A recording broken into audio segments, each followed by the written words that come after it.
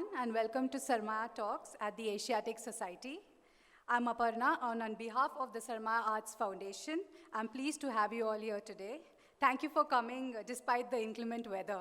I would like to now introduce our first speaker for today. Mr. Yunus Lasania is a Hyderabad-based journalist with over a decade of experience in reporting.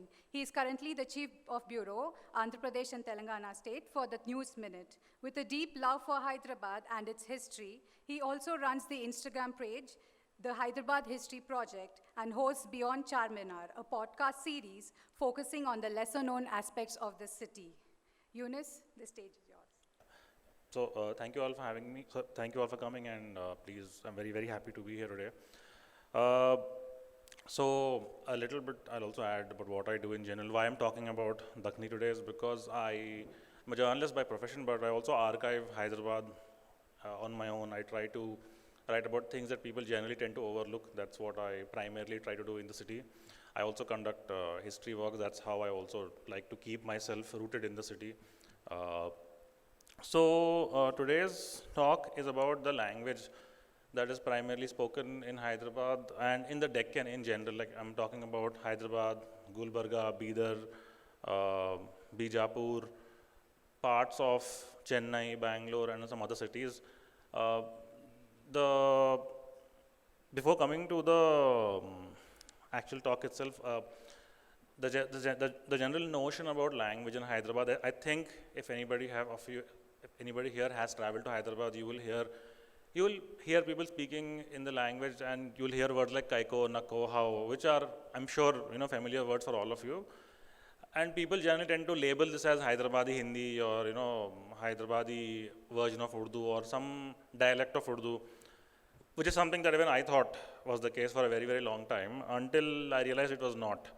Dakhni is actually quite, very interestingly, more widely spoken than we think it is. And I personally believe that, unfortunately, when you look at the language classification also, it all comes under Urdu. Nobody actually sits down and makes a distinction, ke ye Dakhni hai, Dakhni Urdu. There are, so we'll get into the history.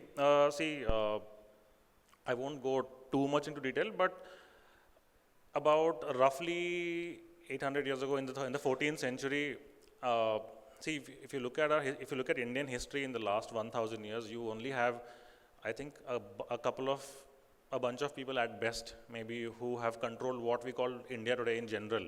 I think one of the earliest people from the north. So the Delhi Sultanate is something that, if you look at, comes around the 11th century. I'm not going to get into that too deep, but it is significantly important. In the Delhi Sultanate, one of the earliest people from the north who comes down, and comes down, attacks, conquers, whatever you want to call it, is Alauddin Khilji. Alauddin Khilji, for anybody who is not familiar, the movie Padmavat, just one small point is that, please, he probably did not look like what he did in the movie, but just for reference point, Khilji is important. Khilji is important because in the late 1290s, early 1300s, you find the Delhi Sultanate coming down to the south. They go pretty much down south, even till Tamil Nadu, but they don't fully conquer. The Tughlaqs come after the Khiljis. Muhammad bin Tughlaq is the important person here to note. So Muhammad bin Tughlaq in the 1320s, around 1327, 1328 is for the first time you see somebody from the north, from the Delhi Sultanate, conquering most of what we call India today. And I'm not trying to, change any kind of perception, but I'm saying this is what has happened, like, largely. This is important because Muhammad bin Tughlaq in the 1320s makes the decision to change his capital from Delhi to what is today, in Aurangabad, what we call Daulatabad, the fort. So Daulatabad is what is built by Tughlaq, and that is for the first time in the 1300s where you have, so by then in the 1300s you have this spoken language in Delhi called Dehelvi, which is nothing but an amalgamation of Persian mixing with the local dialects in and around Delhi. That's why it's called, the literal translation is language of Delhi, that's about it. So this language comes down from the north and gets supplanted in Maharashtra, where it has first contact with Marathi, with Tughlaq. When Tughlaq shifts the capital, and I believe I'm pretty sure most of you know that his shifting of capital was not exactly a great move, because Muhammad bin Tughlaq eventually also faces political repercussions. So, one second, sorry. Yeah. So, just a brief point which is also important for us to understand is that when Muhammad bin Tughlaq changes the capital in the 1320s in Daulatabad, he faces rebellions back up north, so he has to go back up. And the moment he goes back up, the first ever rebellion that Tughlaq faces in the south is from Bukka and Harihara, so Bukka and Harihara from Karnataka, who go on to become the founding kings of the Vijayanagara Empire, Hampi. So if anybody has been to Hampi, you might be able to relate. So let's put that aside for a second. 1347 is the year. So if you look at the map around here, you see Ahmednagar, Berar, Bidar, Bijapur, Golconda. These are the five states, and that whole area, that is what eventually in 1347 is what becomes the Bahamani Empire. Because in 1347, the aristocrats under Muhammad bin Tughlaq have enough of him, and they basically break free.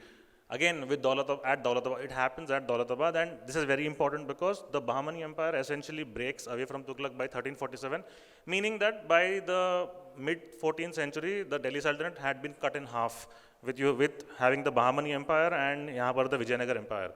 So this is important because if you remember, going back to what I said, this Dehelvi coming to Maharashtra, so this language gets further mixed, and under the Bahamanis, they shift the capital to Gulbarga here in Karnataka. So Gulbarga is the first capital of the Bahamani Empire, and under the Bahamani Empire, eventually they shift the capital to Bidar. So now, by this time in the late 1300s and early 1400s, you have a language that begins to form with this Dehelvi mixing with Kannada and Marathi. So if you look at Bidar here, so Bidar becomes the capital of the Bahamanis around 1422. It is actually a very interesting political scenario that happens, which I think many of us would also be familiar with today. So the Bahamani Empire is run by the Bahamani kings by importing, I'm using the word importing, but historically if you look at India, a lot of Persians or Iranians did come in primarily also to work, not necessarily through the armies. Many of them simply came because they realized that they have a chance to go on to become ministers, because they brought some useful skill with them, so they were pretty much easily hireable. So in the Bahamani Empire, Bidar basically becomes this place where the Bahamanis start, kind of fashioning it after Iran, at least partially, because even today you have some of the great monuments built by the Bahamani Empire there, like the Mahmud Gawa Madrasa and stuff like that. But what I'm trying to say, if you look at the boundary here, Bidar is actually very close to Maharashtra, and it's about 30 kilometers away from Telangana, which is a Telugu-speaking region. The area in Telangana that is close to Bidar is called Zahirabad, which is in my state. So what I'm trying to say is that in a circle of around 50 kilometers, you have Kannada, Marathi, and Telugu speakers, all three of them in one place. So going back to what I was saying is that in around 1460 is for the first time when we have something called Kadamrao Padamrao by a man called Nizami, who writes this composition, which is interestingly more Sanskritic than what you would think. But this is from where you have this language that formally starts to come into literary use. So keep in mind, historically, see the word Urdu as we know it primarily also comes, at least this is the general accepted version, is that Urdu comes from the Turkish word which also means army. But of course, I think there are other historians who have also explained how by the 1600s or 17th century, Urdu was also a reference to the city of Shahjahanabad or Old Delhi, and not necessarily only the army. Let's put that aside, because what I want to talk about and what is interesting is that this language called Dakhni, which forms towards the end of the 1400s or the 15th century, is something that we've actually kind of forgotten. So what happens after this? So what happens after 1518 is that the Bahamani Empire actually collapses, and it breaks into 5 more kingdoms. So you have Ahmednagar, Berar, Bidar, Bijapur, and Golconda. Golconda is where I am from. Golconda, the word comes from the 2 Telugu local words, Gollakonda, which means Shepherd's Hill. It's a very interesting name.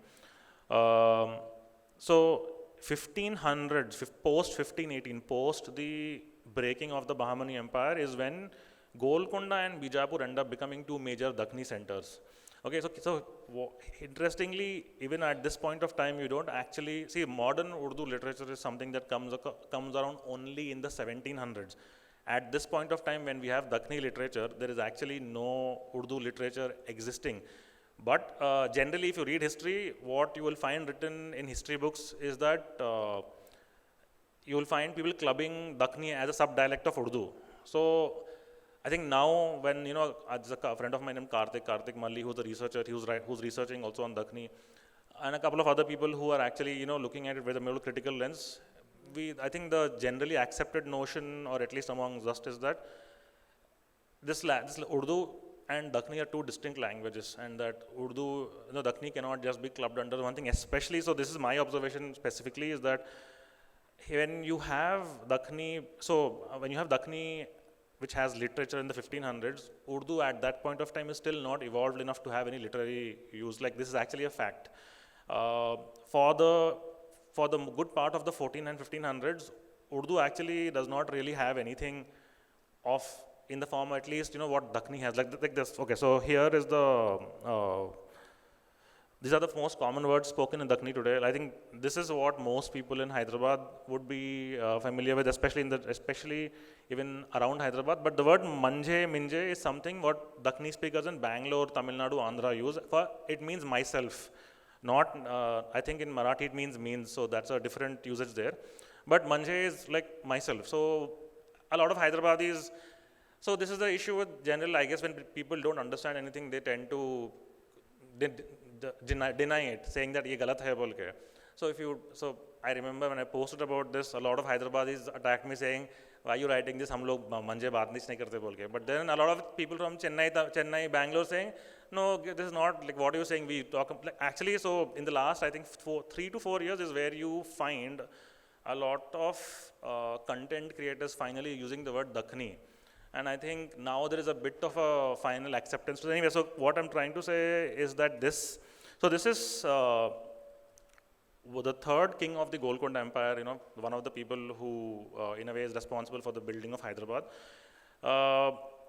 His son, Muhammad Quli Qutub Shah, is the founding king of Hyderabad. And Muhammad Quli Qutub Shah in Hyderabad history is known for a lot of things, including his moniker is the lover boy, because he led a very colorful life, drank alcohol, wrote about the weather. He has written about Dakhni. There's over 50,000 lines of poetry of Muhammad Quli Qutub Shah alone. The interesting part is, if you read history, generally historians tend to call Muhammad Quli Qutub Shah as the first greatest Urdu writer.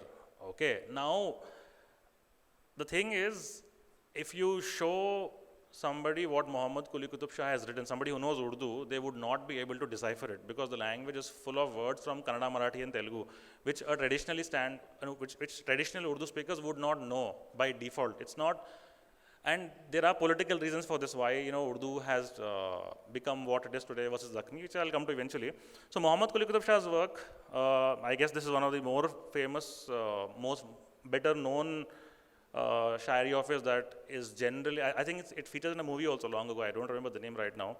So you see, it says, Piya baaj piyala piya jaye na, Piya baaj ek til jiya jaye na, Kate hain piya bin suburi karu, Kahan jaye amma jiya jaye na. So in this, suburi karu it means sabar, wait for patience, like sabar for the Urdu word.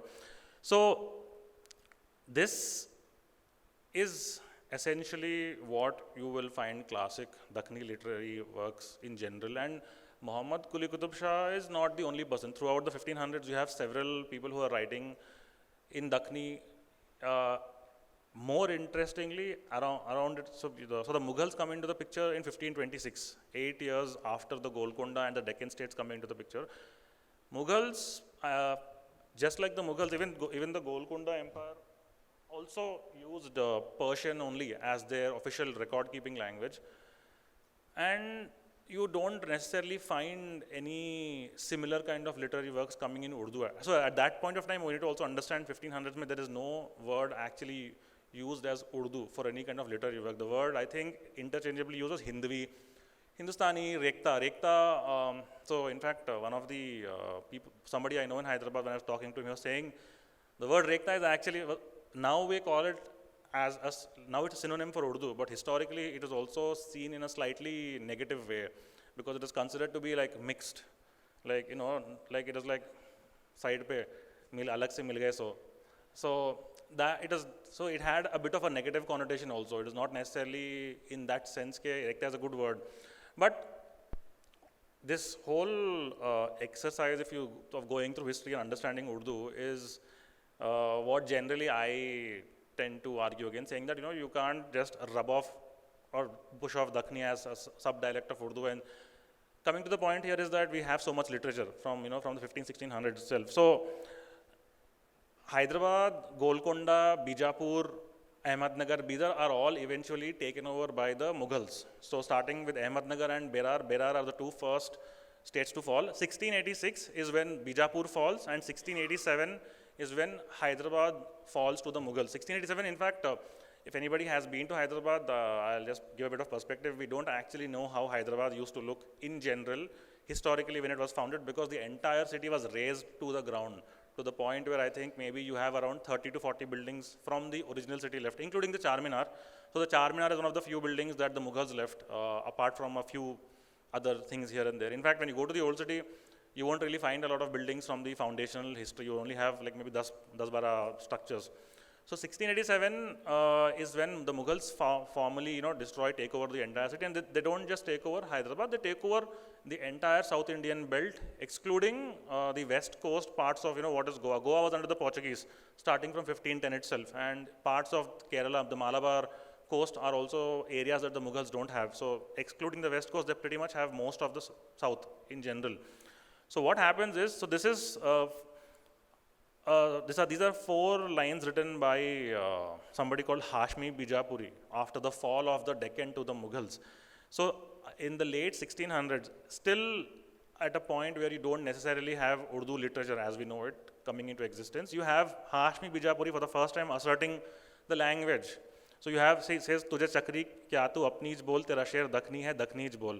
So the word Dakhni starts to come into use from, I believe, from the mid 17th century onwards.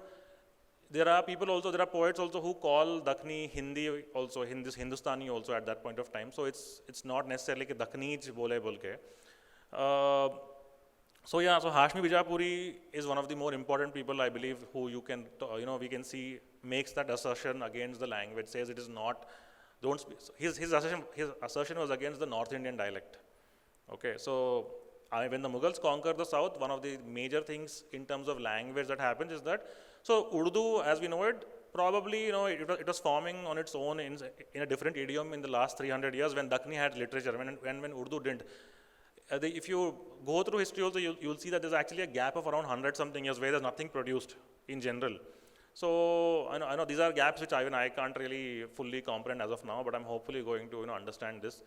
So this is, so what happens after this is that the Mughals mostly take over South India, and I believe one of the more important people who was responsible, who's actually known as the father of modern Urdu, is somebody called Wali Dakhni or Wali Gujarati. Wali Gujarati was a man who is one of the first people who started, in a way, rewriting the Dakhni script into what eventually becomes modern Urdu in the 1700s. So what happens is poets realize that there is no patronization of the language because the Golconda and Bijapur sultanates are gone now. So they don't have anything to do. So they start rewriting, what is Dakhni, and they start Persianizing it more, and that process eventually is what leads to becoming Urdu, because 1700s, at least, or around the 1730s or mid 1750s ke aspas is when you see first major literary Urdu works coming into the picture. I'm not going into the Urdu thing today because I don't want to, it's not what I'm here to talk about. Urdu, even in the mid 1700s, let's keep in mind that the Persian itself was still the official language of the Mughal Empire. They had not changed to Urdu for a very long time until that. So while going through all of whatever is happening in history, I try to understand like where Dakhni was fitting. So most of the people like Hashmi Bijapuri had left by then. They went further down to Tamil Nadu and settled down there. So you have a bit of Dakhni work coming out until the early 1800s also, but it pretty much goes into extinction in the sense of literary language. So here is a book which I just very randomly found by just going through archival material.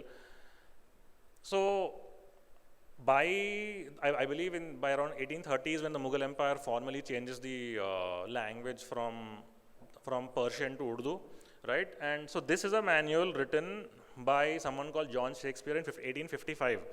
So this, and see, I can understand there would be some, not necessarily aversion, but there would be some second thoughts going into as to whether how seriously we can take a Britisher writing about our language, kya likha ki bol ke.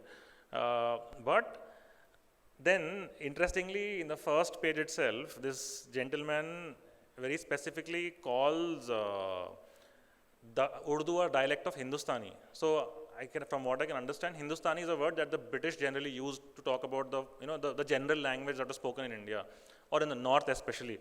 So this book was very specifically written with a subsection on the grammar of Dakhni, which is something that I found very interesting, because this is very specifically written with the consideration that they wanted to, it was actually written because they wanted to apply, or they wanted people in the south also to apply for government jobs.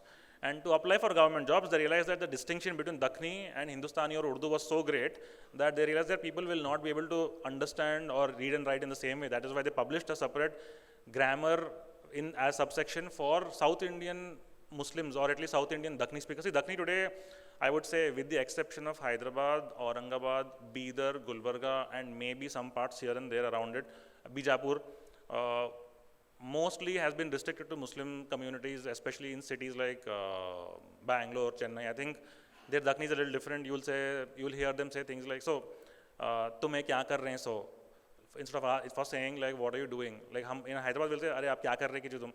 So, I'll come to the sentence and words, how we use it differently in a bit, but this book is actually very, very telling thing of how even as early as 1855, there was a general distinction between the language. So this is what I was talking about. If you look at the first three lines, so the dialect most generally used in India, especially among Mohammedan inhabitants, the officers of the military, is called Urdu, or the camp. That's what I explained earlier. Right? That's where Urdu comes from. So that's it. So the book goes into a very complicated detail of every single word. See, in Hyderabad, for plural, when we say, let's say, chair, okay, we won't say chairs, we'll say chera. We'll say, "Are kya ji tum chaya pee le rahe?" Then we'll go in, like, it's more than necessarily the words. It is also the way the grammar is built, and also the way that it's also the tone. It's not necessarily only word, because of course there are there's a big commonality between words of Urdu and Dakhni. So the interesting part about all of this, so this is the, so I'm have all of you, for whoever has been to Hyderabad, I'm sure you've all heard of the Nizams of Hyderabad, right? Generally, the last one is famous for being the world's richest man, so rich that he appeared on Time magazine's cover in 1930, Usman Ali Khan. Also infamous for not wanting to join India or Pakistan in 1948. Uska lamba alag history, baad mein baat kar sakte hain. But, so, this person is called Khalij Khan. Khalij Khan is the grandfather of Hyderabad's first Nizam. He was one of the commanders under Aurangzeb's Mughal armies, which came down to Hyderabad to destroy the city. So to put it simply, the Nizams were essentially Mughal appointed soldiers or commanders, one of whom had come to destroy Hyderabad, and eventually his offspring became the governor. So what the Mughals do after 1687, when Hyderabad is destroyed, they bunch the entire South Indian belt into one big chunk, with a governor sitting in Aurangabad. So this gentleman's his grandson becomes the first governor, and the second Nizam in the mid-1700s shifts the capital from Aurangabad to Hyderabad. That's how Hyderabad city once again becomes the capital of the Nizams. Generally also people mistake the Nizams to be kings, but the Nizams of Hyderabad were never actually formally kings. They were always governors of the Mughals, to the point where the Nizams actually had to take permission, or like a farman, official order, each time somebody had to succeed. So a lot of people have this mistake, they believe they were kings. They were never actually kings. I'm not saying that because I hate Hyderabad, but that's the truth. It's the opposite. I love Hyderabad. So anyway, so moving on, so I'll play that a little bit later. So this is a map of the Hyderabad state. If you generally look at the map, so what happens by the mid 1800s is so you have the most of Madras here, and you have most of the country here also, which is under the Nizam state initially. It becomes roughly about 1/3 or roughly about 40% of its original size, because the Nizams of, so this is the, I mean, maybe for a different day, different topic, how the Nizams of Hyderabad actually went into severe debt and lost more than half of their state to the British. Okay, so that's present day Andhra Pradesh. So for those of you, if you want some cultural context about Telangana, Andhra, why it split, Telangana remains with the Nizam state, Andhra is taken away by the British, and Andhra has a very different trajectory because it is merged with the Madras state. Telangana has close proximity to Hyderabad. That is why a lot of people in Telangana, Muslims, non-Muslims, understand and speak Dakhni or Urdu, whatever it is, and it's not new language, it's not unfamiliar language. If you go to Andhra, only in specific pockets of Guntur, Vijayawada, Kurnool, you will find Muslims very specifically speaking Dakhni, while the rest of Andhra, even the Muslims, and this is the argument I always have with people who generally tend to club Urdu as a language of Muslims. It might be true to a certain extent in the north, but in the south it's actually untrue, because Muslims don't need Urdu in the south, with certain exceptions like Hyderabad and here and some small cities, because for somebody living in Andhra, they know Telugu by default. They don't actually need they need English to survive for jobs, but they don't need Urdu in general ever. But they still continue to speak in Dakhni, and that is the interesting part, how this language has survived in spite of Urdu coming into the picture. So what I'm coming with this map is that by the mid-1800s, after the state of Hyderabad becomes pretty much small, so this is the last map of the state. So it has 16 districts, with 8 in Telangana, 5 in Maharashtra, and 3 in North Karnataka. So this is a state roughly with about 1.6 crore people in 1940s, and the population breakup, I believe, is about 85% Hindu, 10% Muslims, and with the rest being other religion. In terms of language, interestingly, 44 or 48% of speakers were from Telangana, Telugu speaking, 25 Marathi, 15 Kannada, and 12% Urdu speaking. So it clubbed at Urdu, but these statistics are indication that the state was actually a major, majority of Urdu, sorry, not majority of Marathi and Telugu, non-Urdu speakers were in majority, okay. So what happens in the Hyderabad state is that, has anybody here been to Salarjung Museum in Hyderabad? Yes. So Salarjung Museum is named after the Salarjung family, which is one of the noble families of the state. Salarjung I was a man called, there were 3 Salarjungs starting from 1853. Salarjung I was very, very important, because Salarjung I was the man who was an Anglophile, proper Western educated person who was very on good terms with the British. This man is the man who saved the Hyderabad state from collapsing after its debt. And this is the man who realizes that the state is in debt because there is no proper taxes or money coming in because of a very flawed collection system. How the state built an oppressive feudal system is a different story for another day, but Salarjung I also does one very important thing, which I believe is the reason why Urdu has this bigger shadow over Dakhni. He starts importing a lot of, and I'm using the word importing not in a negative sense, but just as a understanding. He calls for quote unquote, more English educated people from outside to come and work in the state, because he says that यहाँ पर लोग नहीं हैं बात करने ठीक से काम करने के लिए. So a lot of Muslims from UP, specifically from Aligarh Muslim University, are pumped into Hyderabad, which creates a very specific dichotomy between the erstwhile nobility, which includes Hindus and Muslims, and between these new people who come from, from the north. So it is in the state of Hyderabad, especially in the late 1800s, when you see this, there's an issue of spoken language being kind of overshadowed, because I think around 1903 or 1905, there's a specific institution set up in UP to translate. I think Anjuman-e-Taraqi Urdu, if I'm not wrong, is set up to translate Western science into Urdu and have this, to understand what it is. 1917 is when Osmania University is set up in the state of Hyderabad under the last Nizam, which also had a translation bureau to translate everything into Urdu. It was one of the earliest vernacular universities in that sense. So in that translation bureau also you have actually a split between the people working in the translation bureau. One very specific gentleman called Maulana Abdul Haq, and his people who believe that, quote, I'm using the word that has been used in books, pure Urdu should be used and not this local variety of Dakhni Urdu. It actually causes a split. Like there are people who's like, if local people are like, so the local, there is a local push saying that we should use the Dakhni version of Urdu in our own language in the city. One of the people who pushes for that is somebody called Professor Ziauddin Khadri Zor, who gets very annoyed with this whole North Indian pure Urdu thing and sets up his own institution to push Dakhni literature out. This goes back into the 1920s, 30s itself. So this whole this whole concept of subsuming Dakhni as a, see, in my whole life, I've grown up hearing words like, अरे ये काम वालों की ज़ुबान है, अरे ये बाहर वाले बात करते हैं, मेरी तरह बात करते हैं, क्या है, कई को बात कर रहे हैं इसमें. So like when I speak, it comes naturally to me. I don't say ये इसमें क्यों बात कर रहे हैं, कई को बात कर रहे हैं कि बोल के इसमें. We have the way our grammar works is, for I don't know, our general responses क्या है कि क्या नहीं की. So the word also for somebody who is annoying is अरे howli. Yeah, so the words are, it is systematically very different. In fact, so going back to what I was saying, this whole concept that Dakhni is not actually a language but a dialect of Urdu, I think it needs a bit of a rethink as far as I understand, because right now what has happened, so post all of this, this whole Urdu and Dakhni conflict, what happens eventually is Urdu wins, to put it very simply.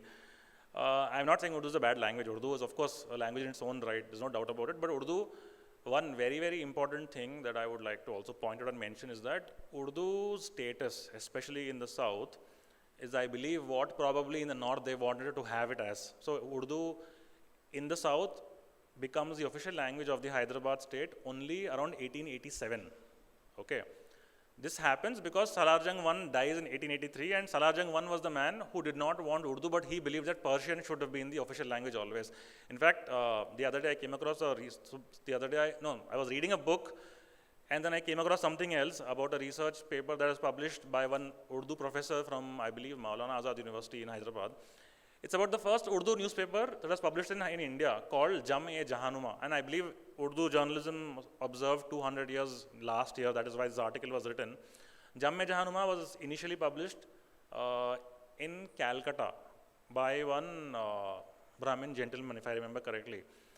It had to be shut. And okay, so of course, let's take into account that it's Calcutta, which is far away from from UP and from the south. But Jam-e-Jahanuma initially, after 6 editions, had to be shut down because people were not reading it. They preferred Persian only.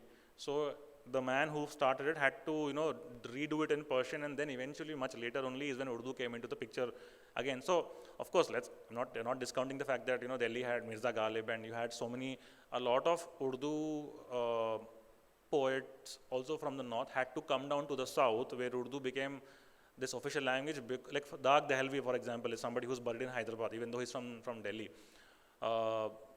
Urdu का official language status हो जाने का एक बड़ा problem यह है कि it kind of ओवरशैडोज other regional languages, and I don't say it is done by design or by some hate. So there is so there's a book, this book called The Chronology of the Hyderabad State. It's a very basic book.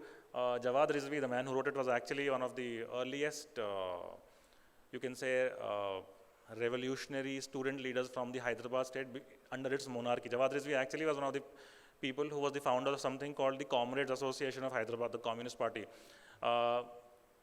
But not connected. Jawad Rizvi wrote this book which actually details a lot of periodicals in the entire state between 1858 and 1948. So if you keep in mind what I said also, that that the state had 44% of Telugu speakers, right? So between the last 90 years of the Hyderabad state before its annexation to India, out of 299 publications, 236 were Urdu, in a state where the majority of the language speakers were Telugu and Marathi. And in that 299 list, I could not find any Marathi or Kannada publications. They probably existed but were not significant for them to consider in it or something, probably, I'm not sure. 236 were Urdu, I believe 37, 38 odd were Telugu, and the rest were English odd here and there. So with that, you kind of get an idea that Urdu in a way was not just pushed as like a official language, but also it was thought out to be something greater. Like this is like, it became an elite language. That's what I'm trying to say. So that is why I believe there is such a big difference in the spoken language and the official. Like even today, even when I learned Urdu, like I learned Hindi in school, Khadi Boli Hindi in school. I learned English medium of instruction and Urdu. Urdu सीखने के बाद भी the speech that we use every day is nothing like it at all. Like maybe of course words from Persian here and there you will find in general, like, but I don't think people even think about this के हमारी जो बात कर ज़ुबान में और लिखने की ज़ुबान में कितना फ़र्क है. You can very easily, in fact, I believe it's not one of the reasons Dakhni and Urdu probably has this issue of overshadowing or whatever is because of the same script probably. Dakhni, unfortunately, what happens post independence in Dakhni is that it gets reduced to being it gets reduced to being a humor or a satirical language. I think Mahmood from the yesteryears, one of the earliest actors you will find who used Dakhni a lot for comic relief. I also blame him a little bit for doing that, but I don't blame him entirely because he did what he did. I think one of the most otherwise generally known film is the Angrez movie, if anybody of you all know it. The Angrez is a movie that released about a decade ago. It took Hyderabad by storm. I think it was the only Hyderabadi Dakhni movie that kind of went on for a very long time in theaters. It makes a caricature of the language. It makes it come across as this funny language that Hyderabadis speak in. ये क्या की ज़ुबान में बात कर रहे हैं उन लोग क्या की. So I find it sometimes also very difficult to explain all these things to people, especially from the north, because I get it, like that Urdu is, maybe questioning Urdu is like questioning their identity in a way. Language in India is very much rooted in our cultural identity also, and I'm not denying that. I'm not going to say that Urdu is a bad or good language, whatever, but there's a socio-political history in that sense also. So one of the few people who continue to write in proper Dakhni, a couple of people were Suleiman Khatib and here somebody called Ghaus Khamakha. See, unfortunately, Dakhni's mantle was also passed on in a way in which it got reduced to only men, very specifically old men only, who were writing in it or reading or whatever you want to call it. I'm not saying it's by design again. We are a patriarchal society, so I think that's what happens. Also, Hyderabad historically has been a very conservative place. Women being in public across men and women is not really encouraged, as far as I understand. Of course, you had Hyderabad's whole left history where women were on the forefront and all that jazz. But Dakhni eventually is today also by and large considered to be a very satirical language, which with poets who very specifically write in Dakhni only write funny things. So these mushairas in Hyderabad and Mehfils, you have them performing and very specifically performing. So it's very much like a fight between a husband and wife. It's a fight between two neighbors. One of the longest running shows, I believe, in Dakhni was something called Adrak Ke Panje. Adrak Ke Panje ran for a whole year, I believe, and it ran very successfully by somebody called Babban Khan. I think the play is there on the internet, if I'm not wrong. And if you want to reference Dakhni movies also in general, you have Shyam Benegal's Ankur. So just FYI, this is something that I am also very specifically working on writing a book on, as part of the whole 1948 narrative is the Telangana armed struggle. Telangana armed struggle is a CPI communist-backed peasant rebellion in the Hyderabad state against the feudal landlords. So from what I understand, there was also a political reason chosen to very specifically decide that we should all have a unified language. And I think that might also be one of the reasons why they didn't want to, like, I have heard this from people while talking about Dakhni saying, "Arey, why are you causing a split between between Urdu speakers? क्या कर रहे हैं? ऐसा काहे को कर रहे हैं कि तुम बोल के?" I mean, of course, they didn't say काहे को कर रहे हैं, they say ऐसा क्यों बात कर रहे हैं? But my point is that Dakhni language in general is still something very distinctly different. And I think primarily the usage of Dravidian words in the language is something that sets it apart. It also what annoys traditional Urdu speakers to listen in the language, I believe, from what I understand. I don't know kya pareshaani hai, nahi malum mere ko. So this is a 30-second clip that I have of somebody called Ghaus Khamakha. You can listen to his satire on the internet if you ever want to listen to understand Dakhni, but I hope it's easily here. जीना मुश्किल होते जा रहा है, ऐसी धक्कम पेल है। जीना मुश्किल होते जा रहा है, ऐसी धक्कम पेल है। मेरे को तो ऐसा लग रहा है दुनिया खुली जेल है। वाह वाह, मेरे को तो ऐसा लग रहा है दुनिया खुली जेल का जवाब नहीं। खुली जेल है।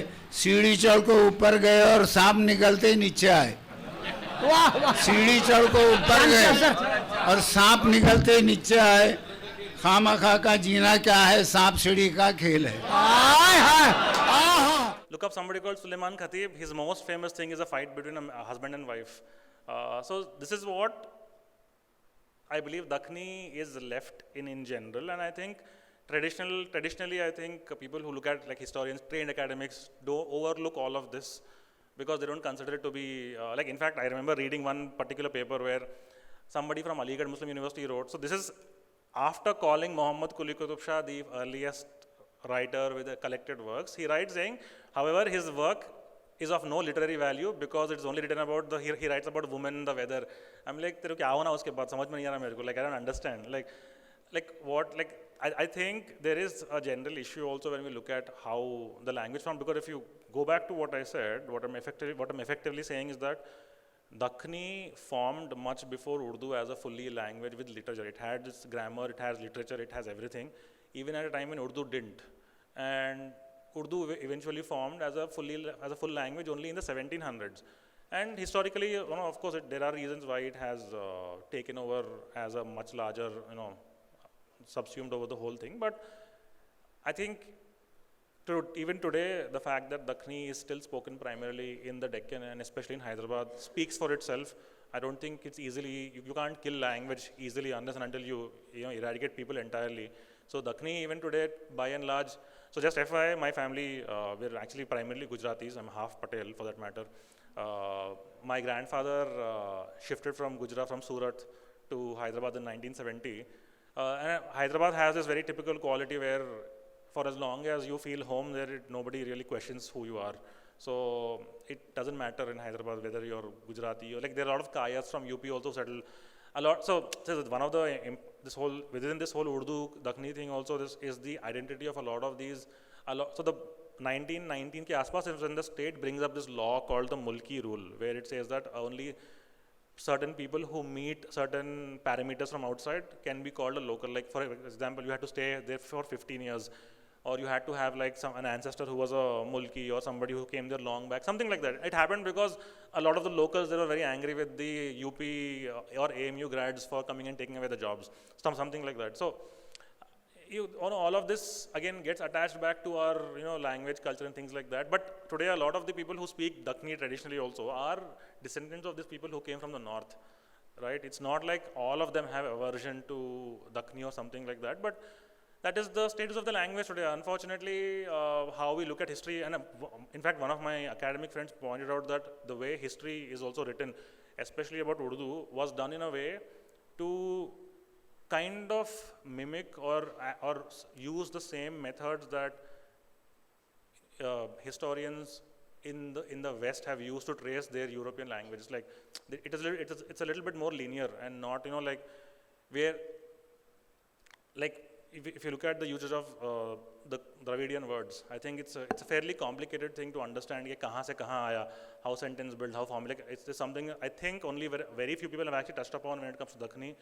There is, apart from that Dakhni grammar book, there's one professor very specifically from Andhra who wrote and gave a specific comparison of each and every sentence in Dakhni side by side with Urdu, and he's explained how that the same words in Dakhni cannot be used in the same way in Urdu. In fact, one of the more telling signs of Dakhni is significant separation from Urdu, I believe, is the word bolke. Like if I say, how bolke bola main usko, like it means I told him yes. Okay, I don't think such a sentence formation would exist in Urdu. Like I don't think in Hindi also for that matter. So these are the differences about Dakhni and Urdu. I think if you go to South India, generally across when you cross Hyderabad, then you go down to further south in Andhra, in Tamil Nadu, it'll sound familiar, it'll sound like Urdu, but it is not. Just that's about, I think I've gone past my time, so I'm hoping, I don't want to take more time from Adish also. So yeah, this is what I'm here to talk about. If you do want to understand, one of the more recent things that happened with Dakhni is, let me show you this. So this is a song called Pasha Bhai. It's actually somebody I know. He's a Dakhni rapper from Bangalore. Dakhni rapper from Bangalore who wanted to understand his language roots and realized that people have been making fun of him from so long. Then until I told him, no, listen, your language is fine. It's just called Dakhni. So now he's built. There's now a split between rappers in Dakhni and Urdu saying that. This actual thing. Dakhni rappers are saying that nothing doing. This is our language. So I can play it, but I'm not sure how the sound will sound. But if you are familiar with Bollywood songs, you will be able to notice the difference, because Bollywood for the longest time mostly has used Urdu words in general, like from what I can figure out, like Javed Akhtar's songs, pretty much you will understand, right? So maybe just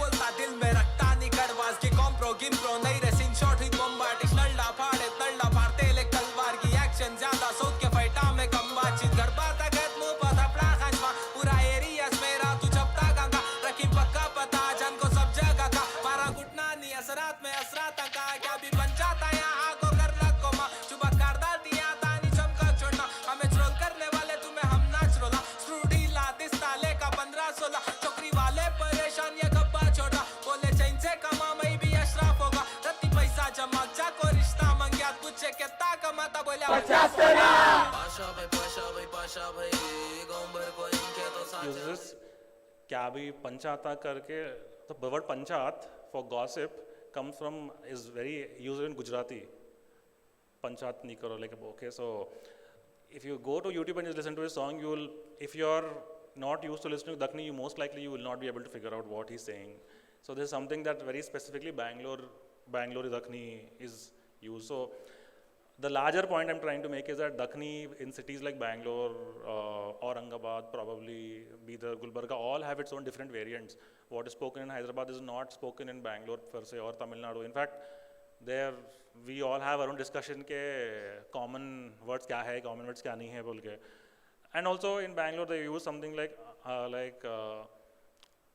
if I'm telling somebody something for an affirmation, he says haan honde instead of saying haan theek hai.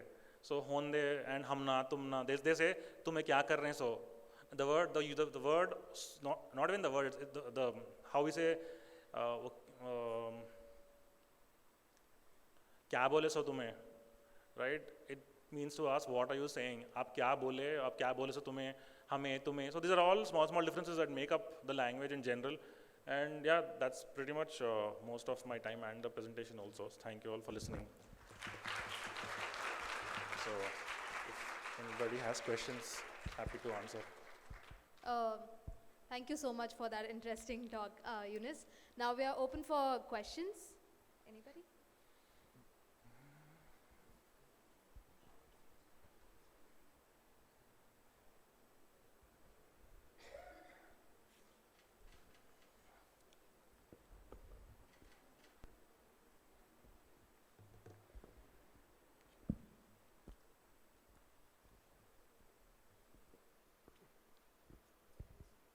So, if I have to summarize, I would say that it starts with Persian and then it goes Delhi. two different ways, the Delhi and the South. North Indian version, where, you know, whether it is the people of the cantonment, Lashkari, Bhasha, this, that and the other, but it's colloquial plus, you know, Braj and all of Braj, those things, how they influence Persian.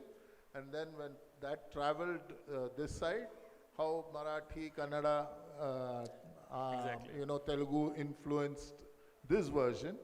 And then the two meet again when the politics takes over, Yes. when the Mughals come. Yeah, And true. then the Mughals probably ensured that their version got. I don't think I don't think it happened by design, because see, even when the Mughals came to the south by the late 1700s, like even post the 17th century, Persian was still the official language, right? It was not like the Mughals were. It took a while for Urdu to be taken seriously, I would say, in Delhi. And you're right, initially, Delhi is nothing but the amalgamation of Persian with these languages around Delhi, Braj, Awadhi. In fact, from what I understand, when Dakhni literature was fully overflowing, there was something written in the north also, but I don't think it is taken to be the same, in the same vein. See, if you talk to people who've also written books about Urdu, they'll say that, it's Awadhi Urdu, it's Braj Urdu and things like that, right? But to what extent? Like, ऐसा बोले तो फिर पूरा उर्दू में जाता फिर पूरा. Yeah, that's true. Right.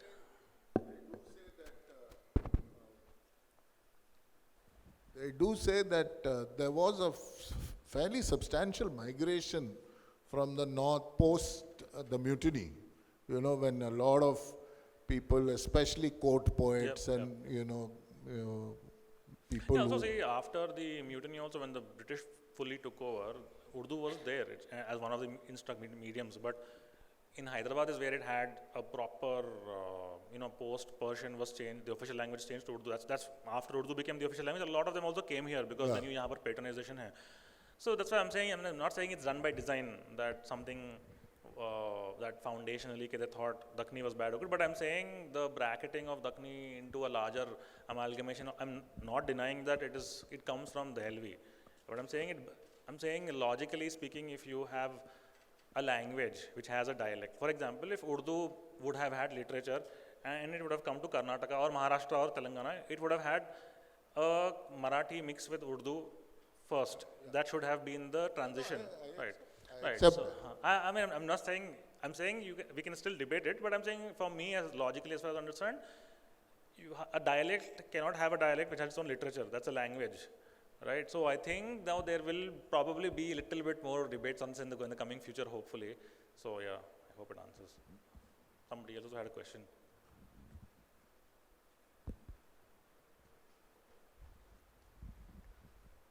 Thank you for that fantastic entire talk. I just want to know, I know you mentioned about this territory is particularly very patriarchal, but... So which one? Patriarchal, right, the territory okay, is very patriarchal, but like women being women, So have you come across with any women writing in Dakhni language? See, women Urdu poets are there, but Dakhni, there are some, but I think it's again very under the shadow type thing. Like a friend's grandmother I know published her own version of a dictionary of Dakhni words. Hopefully we will come across more things, but if you look at the trajectory, it's mostly men only. In fact, Rekhti also, I believe, in Urdu is the form of the feminine form is also written by men only, right? So it's like, that's why I said that, that's why I use the word patriarchy. There probably are, and also in the Hyderabad state, I think, when I remember late 19th century or the early 20th century, the education levels among women, I believe, are only like 7 to 8% in schools, right? So that's why I said traditionally it's more patriarchal than other places. So I have not come across anything major that is generally taken, but probably it exists. So I think as we dig out, maybe something might come out. Hopefully it will come out. So hi. What do you think, like how much social media is impacting on Dakhni? Because like there is one web series which is shot like 500 meters from here, in that there is one main character which is speaking Dakhni. Like it was my first exposure, and after that I tried to search, but for like a long time I thought like it was a slang of Hindi. Right. But later I came to know that like it can be a language. So you have some movies. What's his name? Vijay Verma, I believe the actor. Yeah, Vijay Verma. That's him, right? So he's from Hyderabad. So naturally for him, Dakhni will be his spoken tongue. There are some shows which have incorporated this. I believe Bobby Jasus also shot in Hyderabad. Like recently, a couple of years ago, post-lockdown, you have something called Bolo How. That is a movie that was released by Tarun Dhanrajgir family, the one with the big building somewhere near Gateway. Dhanrajgir Palace, yes. That family, very literally piche idhar. So yeah, Dhanraj Mahal. So Tarun Dhanrajgir from that family, I believe, is a producer and also an actor. So he produced a movie called Bolo How, which is, I won't say it's the greatest movie shot, but it actually captures Hyderabad's erstwhile nobility meeting today modern world, where there's a saying called Upar Sherwani Andar Pareshani, where they actually explain, which explains how these old families are so unwilling to let go of their elite society habits, that they even when they're facing problems socially, they still want to maintain their whole aesthetics. So movie deals with that as love story, and they use Dakhni only in that. In fact, they shoot a song also at the Qutub Shahi tombs in Dakhni, which is definitely way better, I believe, than the Angrez, which is an extremely vivid caricature of the language. I won't say it's bad, but so if you there's this Salim Pheku is the character in the Angrez, and somebody called Ismail Bhai, the most famous line in that movie, which Hyderabadis till date use to abuse each other, is called 25 saal se main charminar pe baithe se hoon, and how dare you talk to me like this. So Salim and Ismail Bhai's two characters are very, very famous. Those are the more recent Dakhni characters that you have in cinema. But I think apart from the Angrez, I don't think there is a lot of media, except I believe social media or Instagram actually has massive amounts of content creation in Dakhni. So I think Danish Seth, Kubra Seth, if anybody is familiar, Danish Seth has been making reels in Dakhni for a very long time. In fact, Pasha, the rapper, and I made it a habit. Every time somebody would call it Urdu, we would go leave a comment saying it's Dakhni, not Urdu. And somehow that hashtag caught on, and until date people continue to use it. So a lot of the content creators today are actually using Dakhni only. And then if you go open the comment section, you'll see like a big war happening between these Urdu purists who'll say, "Ye kya hai? What are you? Why are you?" In fact, one of the earliest responses when I wrote about Pasha's rapping in Dakhni was so negative that I think 80% of the comments on Facebook were all by unhappy senior men who said like, "Why are you spoiling a language? Ye kya hai? Ye zaleel baat aap kai ko baat kar rahe hai?" Without realizing that they're writing in Dakhni only and saying, "Why are you spoiling Urdu?" So it was very funny, but that's I think it takes a while for the perception also to break, but Dakhni it's there, whether or not, unless and until, there are of course people who I have also come across who are so absolutely bent saying, "Isme baat karna hi nahi, you speak only in proper Urdu." It's actually a thing between Hyderabadis, especially when we go out of the country or out of the city, when we meet each other, we'll talk in proper Hyderabadi, but the moment the third person walks in, we'll stop. Because there's a bit of a hesitation to it's because we think people make fun of us. Or the most common response is, "Oh, your language sounds so funny." I say, "Arey, what is this funny language speaking?" Something like that. So I think that's also one reason why probably it's mostly as a comic relief only. But I think certain characters now in some shows here and there you have proper representation, but still not to the extent where I think it is accurate. So that anybody has a question? Sorry.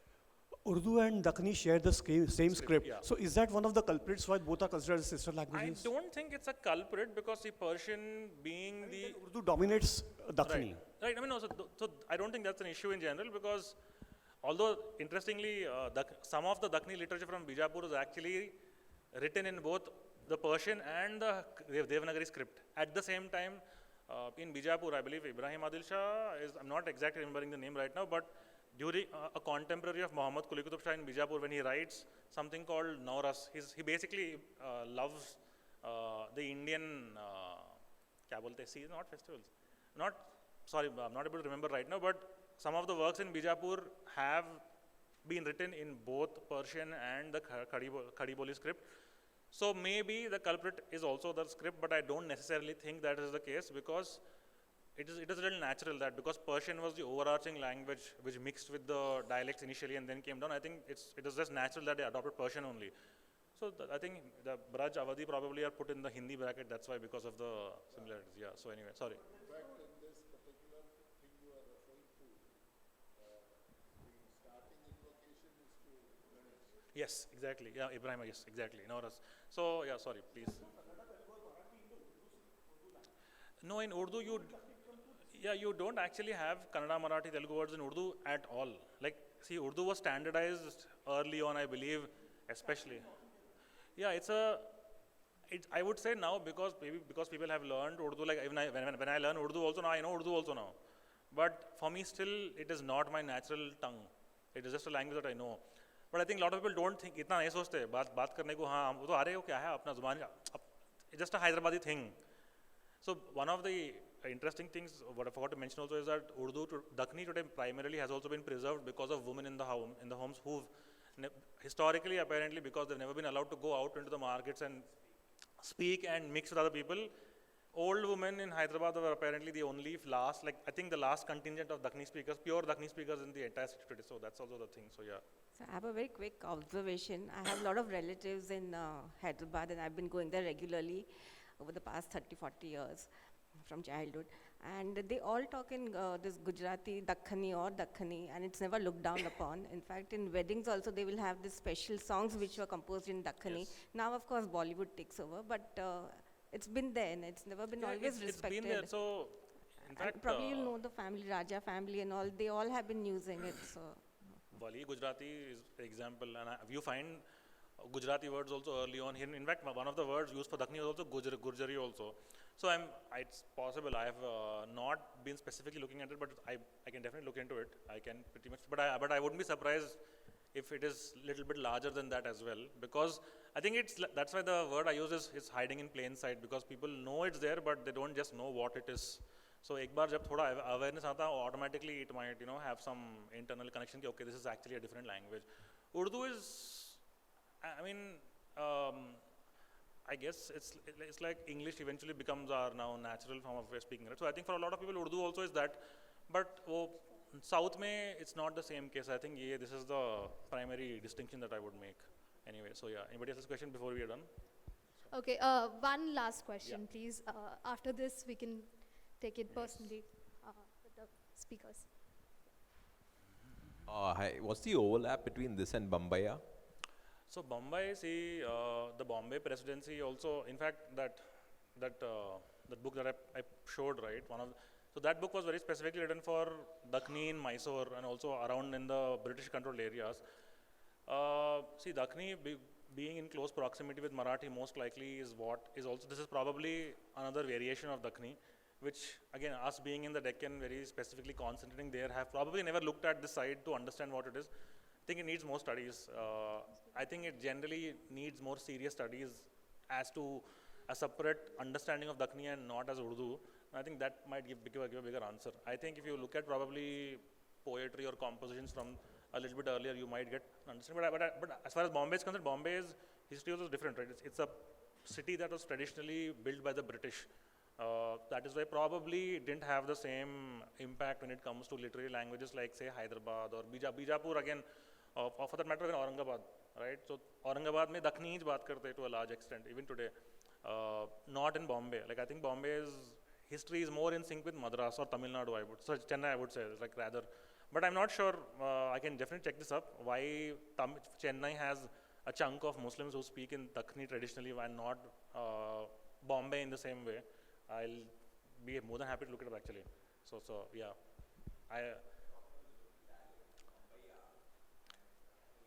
I think there is a bit of an overlap from what I can understand. I think there are similarities from what I've seen of how it is spoken. In fact, somebody was telling me that Bombay dialect is also one of the dialects of Dakhni, which I think Karthik and I also have talked about generally, but we've not really, because we've always been focused on how it happened like deep down south. I think this is one aspect I think which is definitely has to be looked into. So hope I'll be happy to gloss over it at some point. Okay. So thank you so much. Thank you all for Yunus, listening. thank you.